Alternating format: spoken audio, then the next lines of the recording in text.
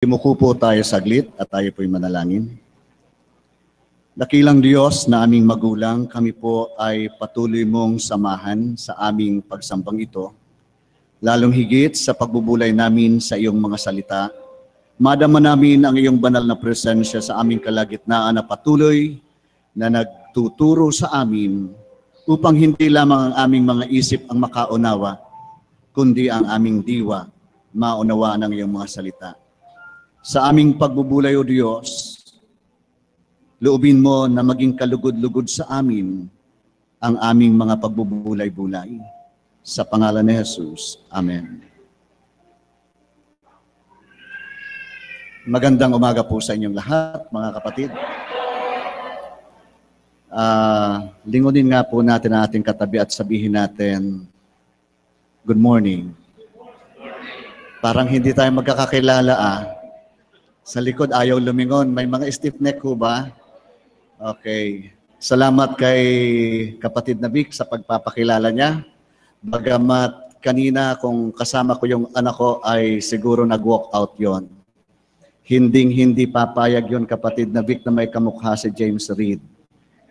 Yun ang kanyang paboritong artista. Siguradong magtatampo yon. Anyway, sa linggo pong ito mga kapatid ay ating ipinagdiriwang ang Human Rights Sunday. Alam po ba natin yon? Ngayon po yung pagdiriwang ng United Church of Christ in the Philippines ng Human Rights Sunday. Ito ay pagbibigay halaga sa buhay at karapatan natin at sa buhay at karapatan din ng ating kapwa. Ngunit mga kapatid, mangyayari lamang ang totoong sinasabi nating human rights kung ikaw at ako ay tatalima sa kalooban ng Diyos. Naniniwala po ba kayo noon? Dahil ang Diyos lang ang tumpak na nakakaalam kung ano dapat tayo at kung ano din dapat ang nararapat nating ekspresyon ng buhay na ito sa ating kapwa. Kung kalooban ng Diyos ang iiral, mawawala ang anumang hangarin ng isang tao na sinasabing naririnig lagi natin sa ating kapaligiran na pang-aapi, paghahangad sa ikapapahamak ng kapwa, makasariling layunin, sakim, mawawala po ito lahat. Naliniwala po ako na kung ang kalooban ng Diyos ang iiral sa buhay ng bawat isa sa atin, mawawala ang pagkakawatak-watak at pagkakahiwa-hiwalay natin sa isa't isa.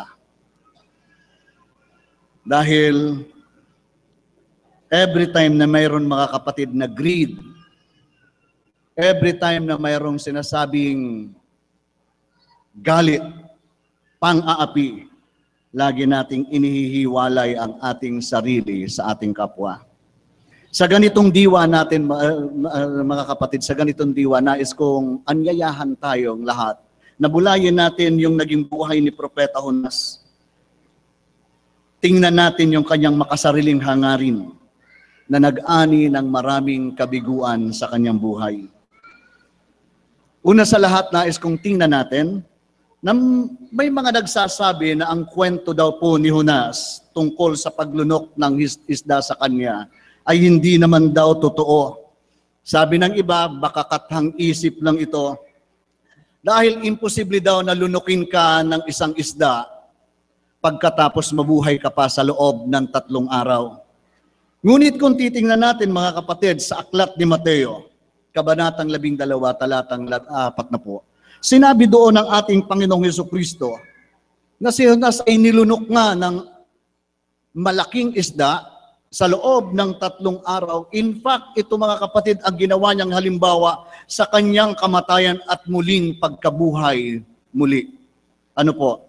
Sa umagang ito, pagbubulayan po natin yung buhay ni Jonas. Hindi sa kung paano siya kinain ng isda, kundi sa kung paano siya tumugon sa panawagan ng Panginoong si Yahweh.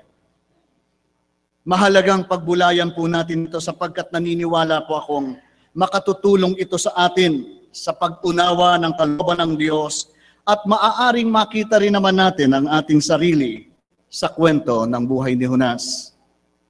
Although very popular na po yan sa atin, Hindi po ba? Sino dito ang hindi pa nakakaalam ng kwento ni Jonas? Siguro lahat tayo na nandito, alam na yan. Kung ating lilimiin yung chapter 1, in fact, yung binasa is the whole chapter 1, di po ba? Verses 1 to 17. Makikita natin o mauunawaan natin na hindi nalayo ang buhay ni Jonas sa atin. Dahil may mga pagkakataon, hindi lamang marahil mga pagkakataon o maraming pagkakataon sa ating buhay na tayo man mismo ay tumatakbo sa panawagan ng Diyos. Dahil sa maling pagkaunawa natin ng isang bagay, yung salitang calling. Kung babalikan natin sa Jonas, mauunawaan natin ang kulturang kinalakhan niya. Tingnan natin pa kakapatid, pagmasdan natin o bulayin natin. Mauunawaan natin kung bakit ayaw ni Jonas na pumunta sa Nineveh. Ayaw ni Jonas na gawin yung pinagawa ni Yahweh sa kanya doon sa Nineveh. Dahil nasanay siyang kamuhian yung mga tao sa Nineveh, sabagkat mula pa sa simula, kaaway na nila yung mga taga-Nineveh.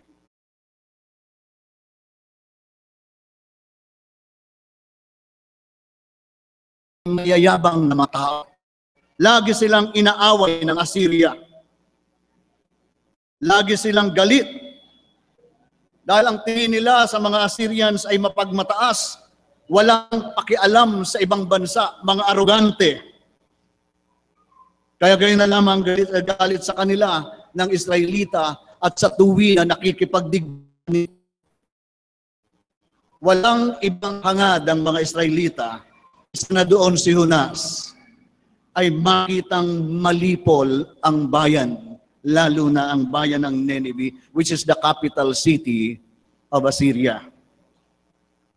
Kaya nainis si Jonas nang malaman niya yung ipinagagawa sa kanya ni Yahweh na pumunta doon.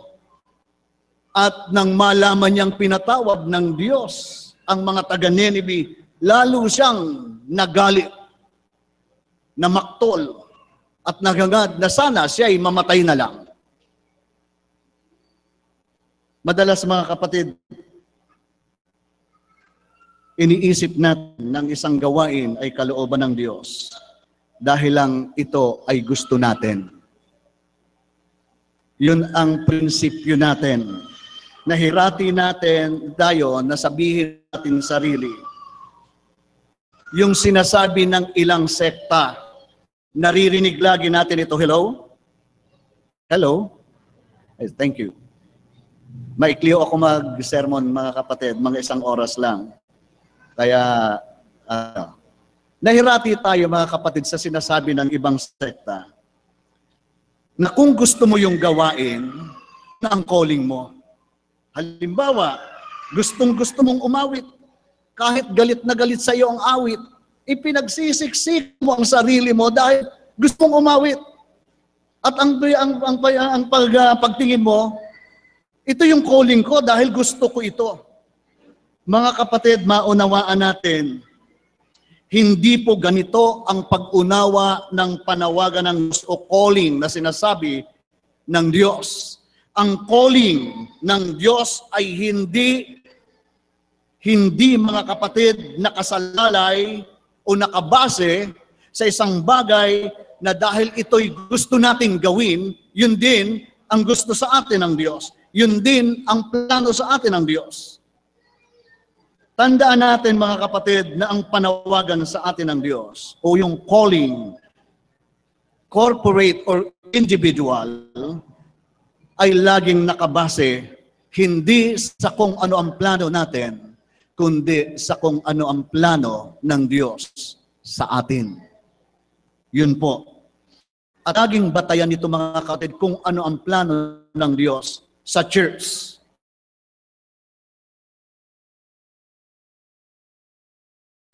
Kahit ng simbahan na nag-iipon na ganito, kahit tayo nasa labas, we can never separate our lives from the church. Tayo yung totoong church. Tama po ba? Amen po ba?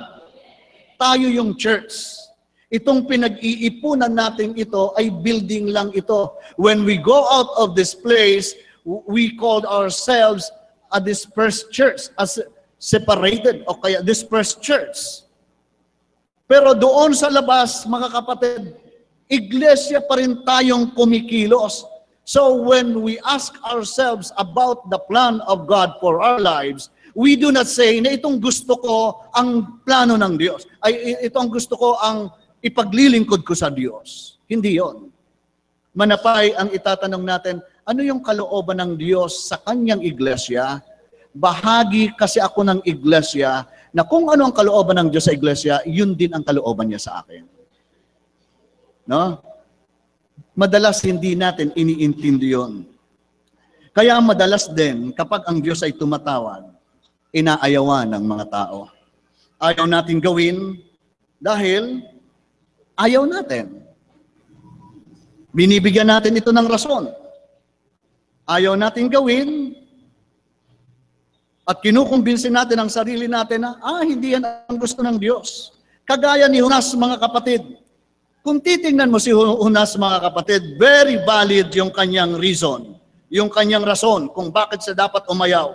Tingnan mo, yung mga taga-Ninive sa kanyang pananaw bilang anak ng Diyos, bilang bahagi ng bayang pinili ng Diyos, kailangan yung Ninive nakaaway ng kanilang bansa puksain. Dapat mamatay, dapat mawala sa mundo. Kaya nang tawagan siya ng Panginoon, ay hindi dapat yan. Hindi yan ang plano ko eh. Hindi yan ang pananaw namin eh. Kaya ang ginawa niya, tumakbo siya.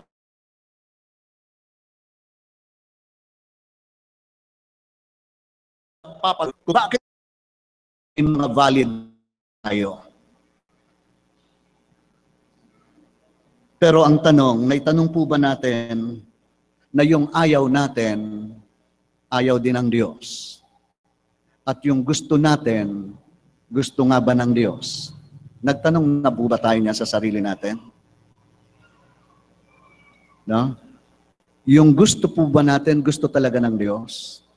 Even as corporate people, even as a church, did we ever try to ask ourselves as a church, na ito bang ginagawa namin ngayon, ito yung gusto ng Diyos? Is this the plan of God for His church? Is this the purpose of our calling as the church? Did we ever try to ask ourselves regarding this? O gusto natin itong gawin dahil ito yung maganda eh. Ang sarap kaya nito? Ang okay kaya ito, di ba? And we forgot to ask God, Lord, what is your plan for UCCP Kalaka? What is the plan of God for this church? Ang tawag ng Diyos ay madalas hindi natin gusto sapagkat salungat lagi sa kalooban natin ang kalooban ng Diyos. Sabi nga ni Bishop Tindero, likas sa atin yung pagiging makasarili. So oftentimes, when we say this is good, good lang sa atin. Baka hindi good sa iba. Kung kaya kailangan, mga kapatid, turuan natin ang ating sarili na dapat munang gustuhin natin yung gusto ng Diyos. Amen po ba?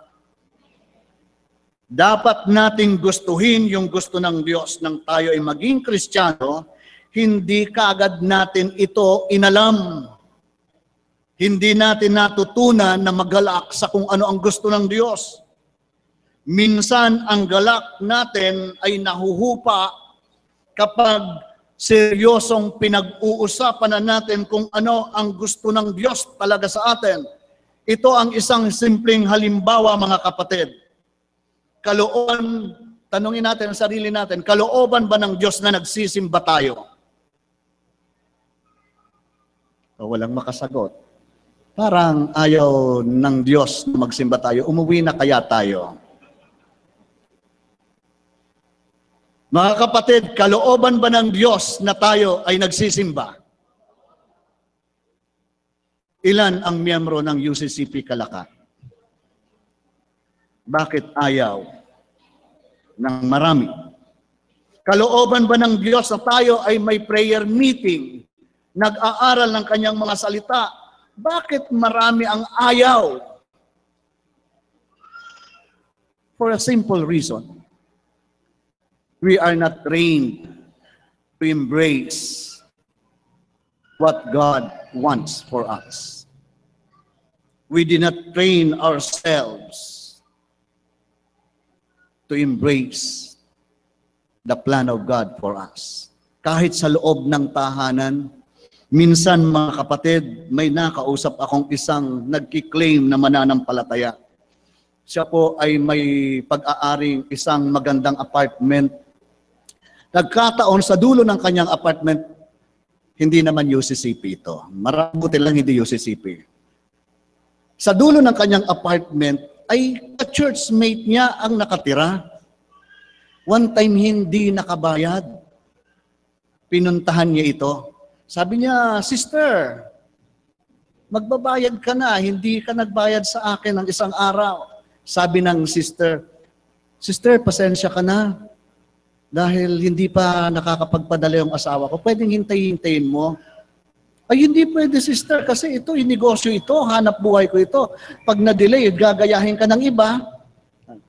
Sabi niya, "Magkasama naman tayo sa church. Kahit sa church ko na lang, kilala mo naman ako." Alam mo ang sagot niyo mga kapatid? "Ay, hindi, kapag negosyo, walang church, kapatid. Malulugi ang negosyo ko niyan kapag ganyan." O see?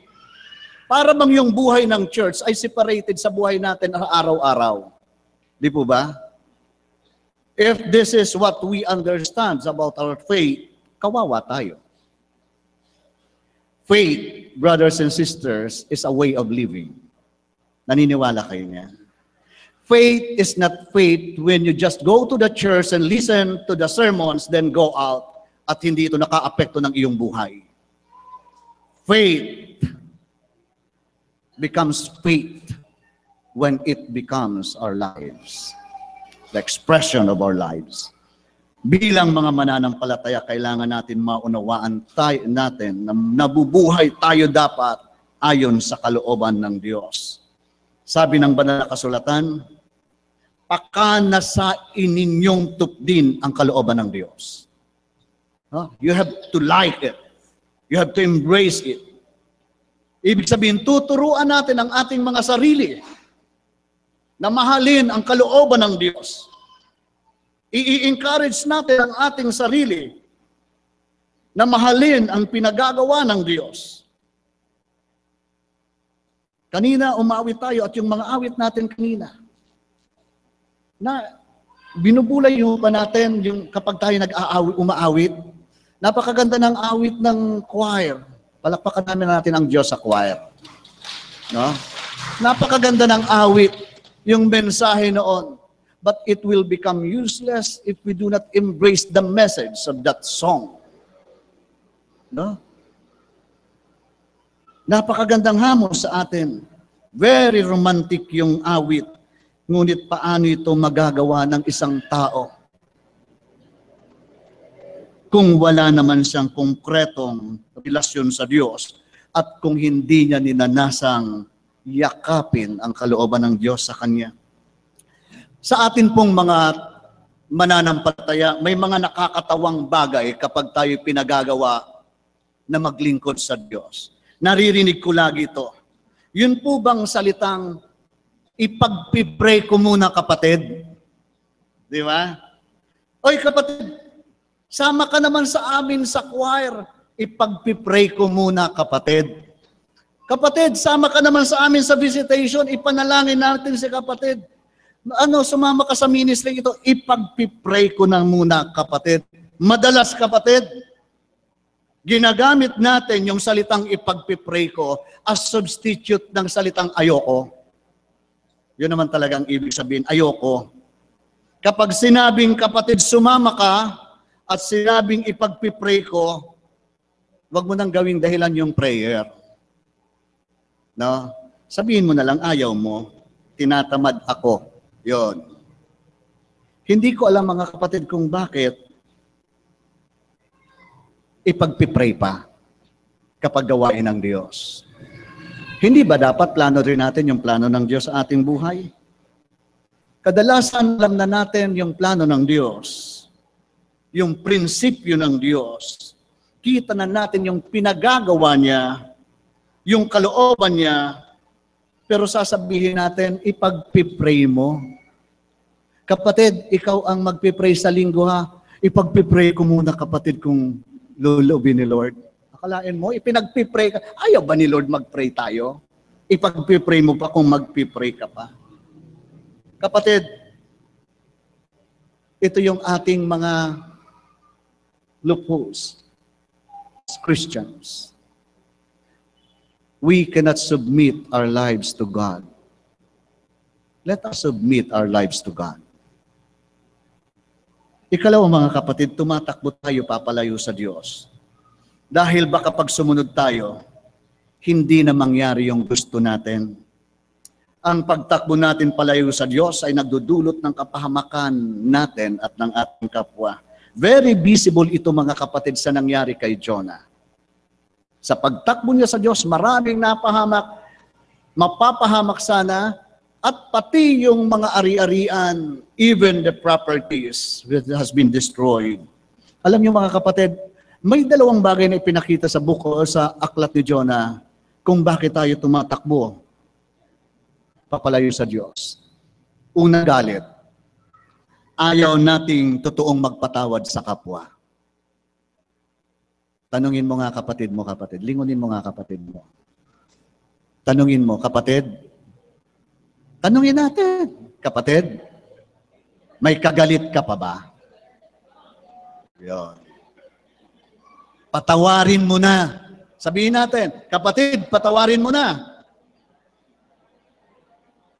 Sometimes we refuse to follow God simply because we are unforgiving.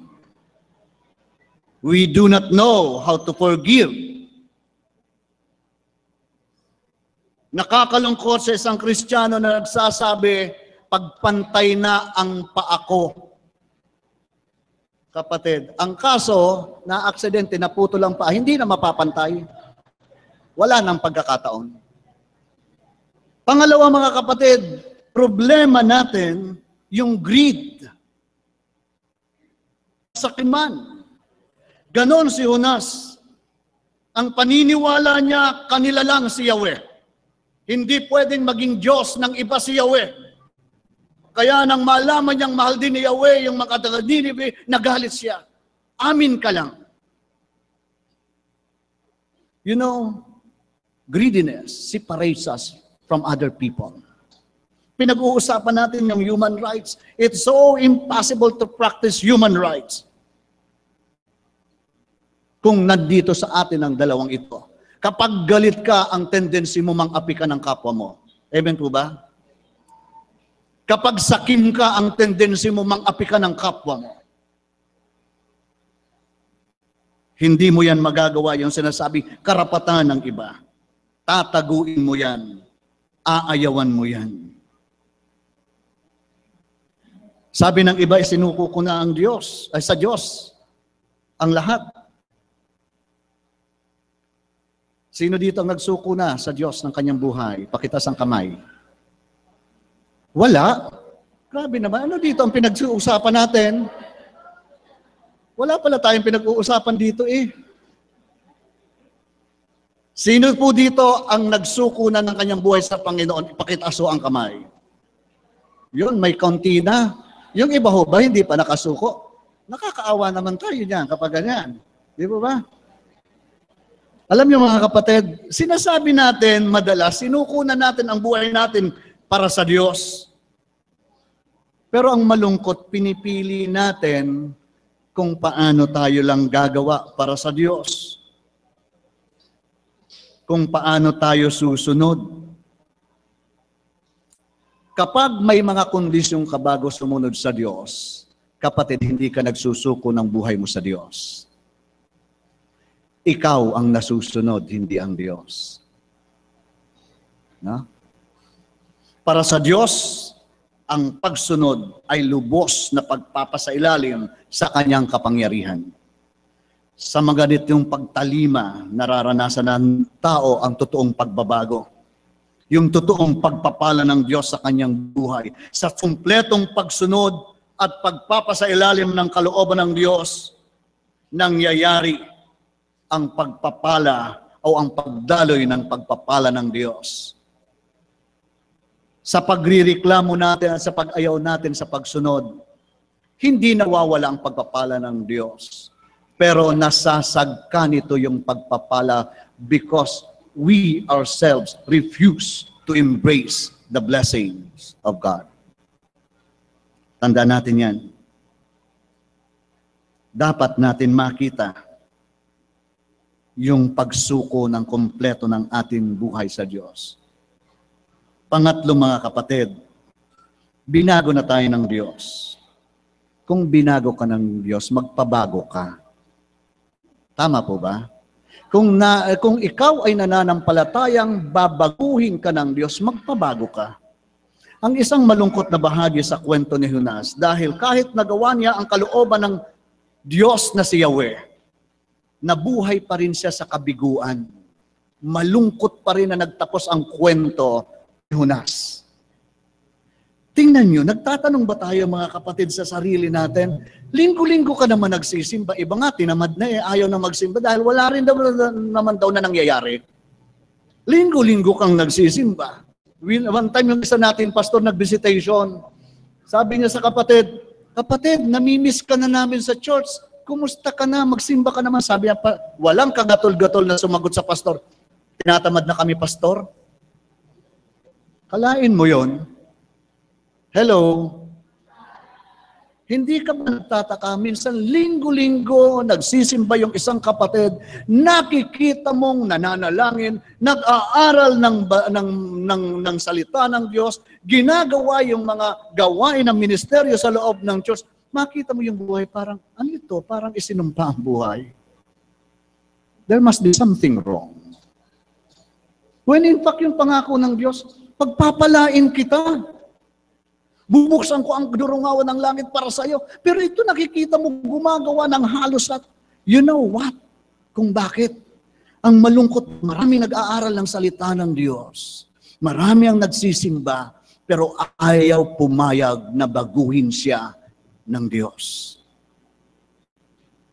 Sabi ng iba, kung kailan naging Kristiyano, lalong sumama. Di ba? Lalong naging matigas yung puso. Lalong ayaw makinig. Malungkot pag ganon. Kapag ikaw ay nagsusuko ng buhay mo, kapatid, sa Diyos, magpabago ka. Kung hindi, matutulad ka kay Jonas, na kahit anong ginawa, nagawa niya na ang lahat, galit pa rin siya, bigo siya, at wala siyang ibang ninanasa, kundi mamatay na sana ako. Dahil nabigo siya. Hindi niya nakita ang kamay ng Diyos na gumagalaw. Dahil binulag siya ng katigasan ng kanyang puso.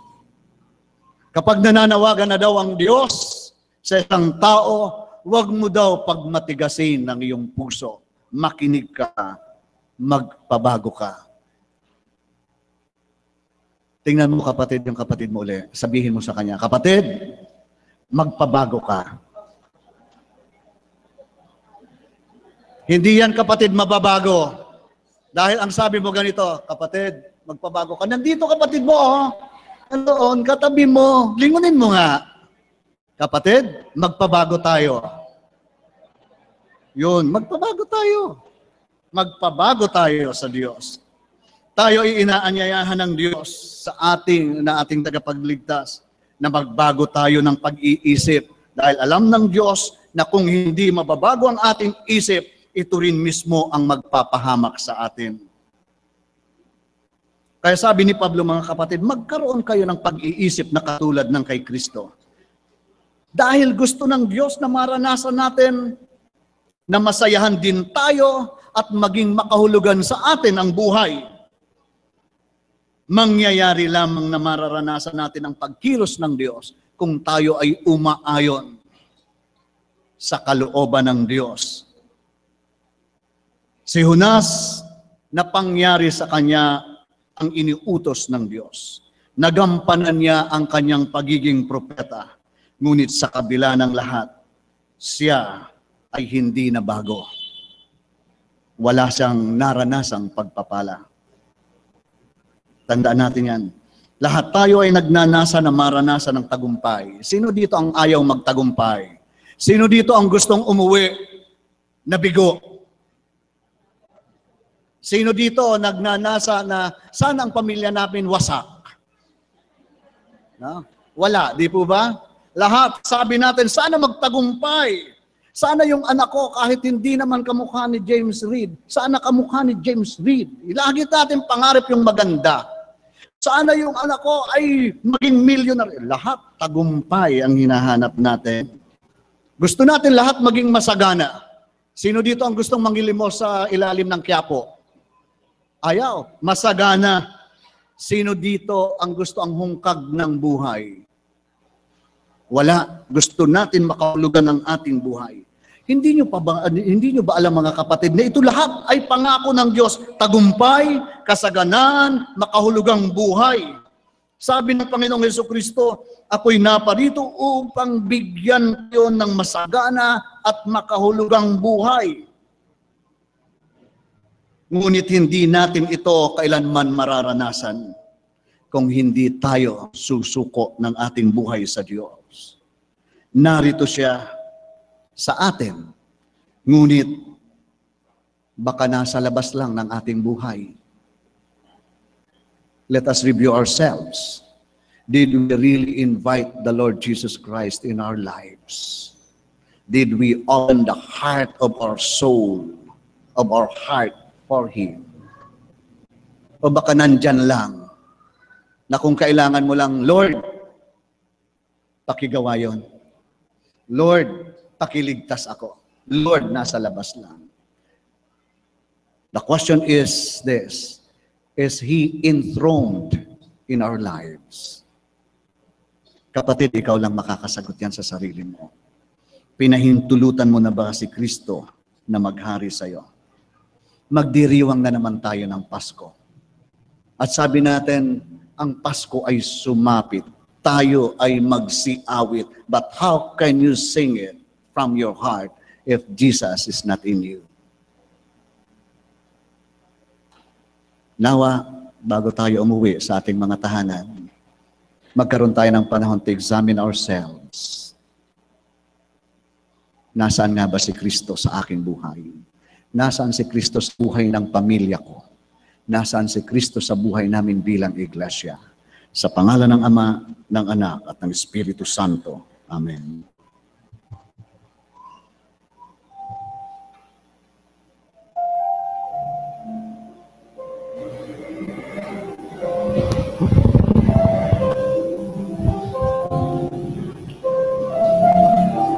Salamat po sa makabuluhang mensahe, Pastor.